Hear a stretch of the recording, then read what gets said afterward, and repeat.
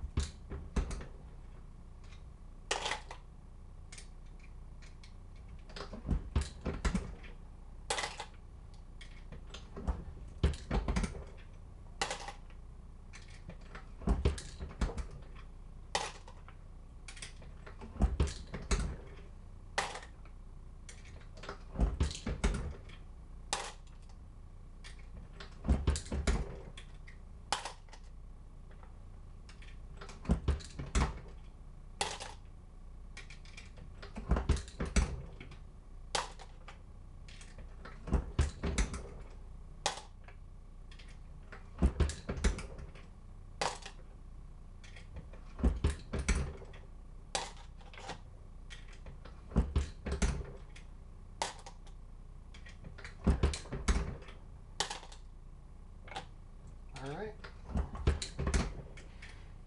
and it looks like that took me a minute 55, minute 57, somewhere like that. So 2 minutes for 25 rounds, that's not too bad. But we're going to go from the current setup, which is the mount, the die caddy, and the press. We're going to change it over to the Case Eject System. I'll run a couple of tests just to make sure I got everything set up all right, and then we'll go ahead and we'll try it there, and we'll see if it saves me any time. See you in a little bit. I forgot to bring it up. What do you get in the package that I bought? I got mine with double caddy, and it comes with the two covers, and everything seems to be well packaged. Couple of cards for reference, and then you'll notice it's nicely wrapped in some foam wrapping for all the metal parts.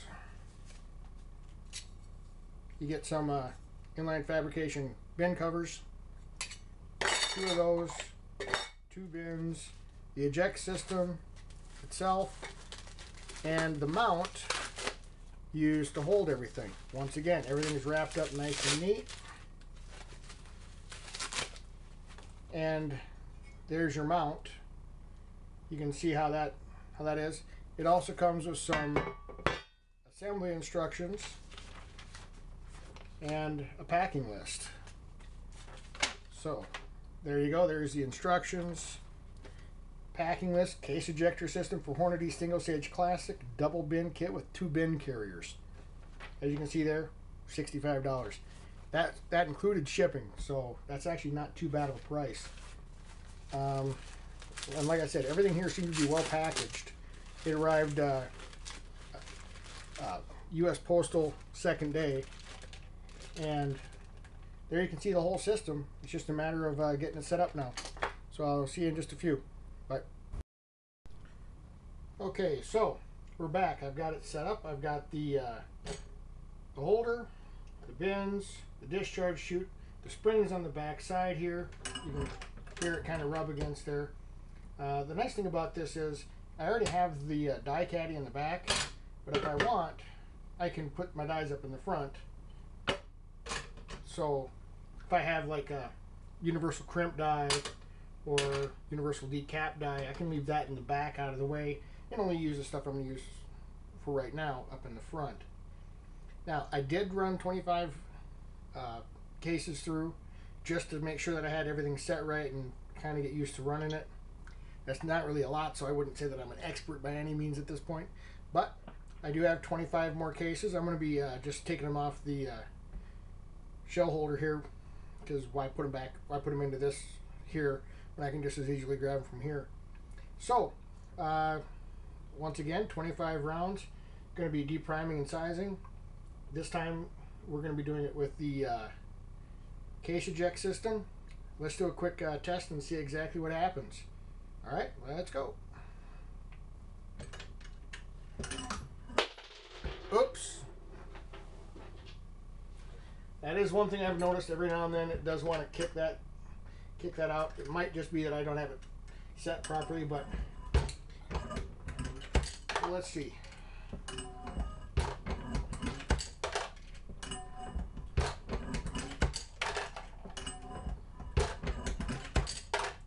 Now we're going to have to take off a few seconds from the time because I did have that mistake there.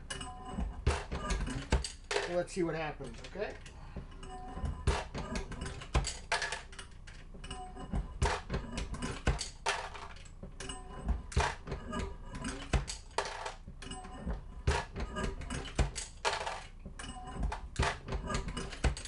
As you can see, I don't have to have one hand waiting up there for grab the brass and put it into the bin or remove it.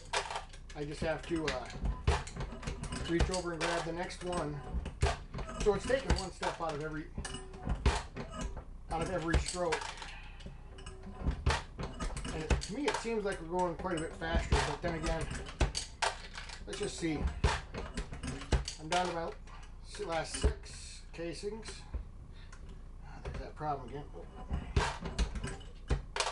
Oop, didn't need to grab that, did I? I'm so used to doing it.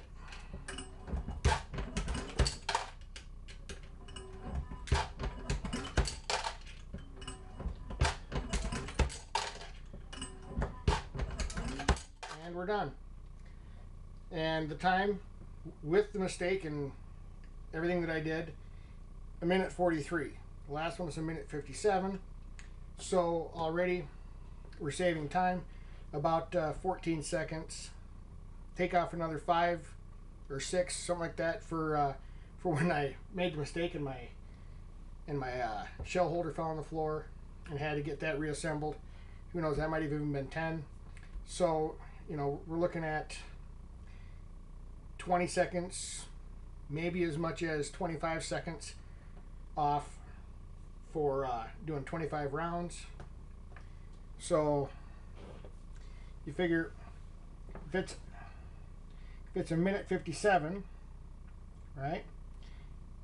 So that's going to be 60 plus 57, 117 divided by 25, about 4.68 seconds for every shell for every case without the case eject. So now let's just say that it was 1:47. So it was, so that's 60 plus, and then we're going to take off, let's say 10 seconds, because you got to find that stuff. So making 1:37. That's 97 seconds. Divide that by 25. We're down to 3.88. So on every one we're going, we're going to save about 3/4 of a second or so on every single one of these. It doesn't sound like a whole lot, but if you can save 0.75 seconds and you're going to do 200 cases, that's 150 seconds. So you're looking at a bit over 2 minutes that you've saved just on 200 cases. And I was trying to go pretty fast. If I was trying to go a little bit slower, not a bad deal. And it does work with 9mm cases. I do have a 9mm die over here and a shell holder. So let's quick do that.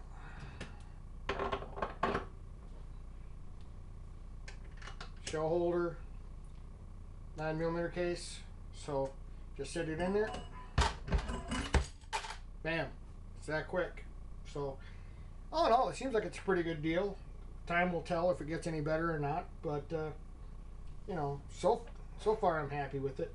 It is a little bit tricky to get figured out, and at first I was trying to set it with the without the resizer in the top, so every time I'd go up it'd kind of start shifting that shell holder over a little bit, and it never recentered it. And so like every 5 or so, it'd just throw it right off the front of the press. That's not real cool. But then I got to thinking, wait a minute, how often do you run the press without a die in there? So I put that back on, and that seemed to solve the problem for the most part. Maybe tomorrow I'll give Dan a call and see if there's something that I'm doing wrong, or if maybe it's just something that needs a slight adjustment. As far as the bins go, they just pop right on and off. The tray here, you can just pull the whole thing off. It's held on with Velcro, so you can change it. So it changes between sides real easy. Really, honestly, it's a pretty straightforward idea. It's just a spring to help push it off, and seems like it's all right. Is it worth $65?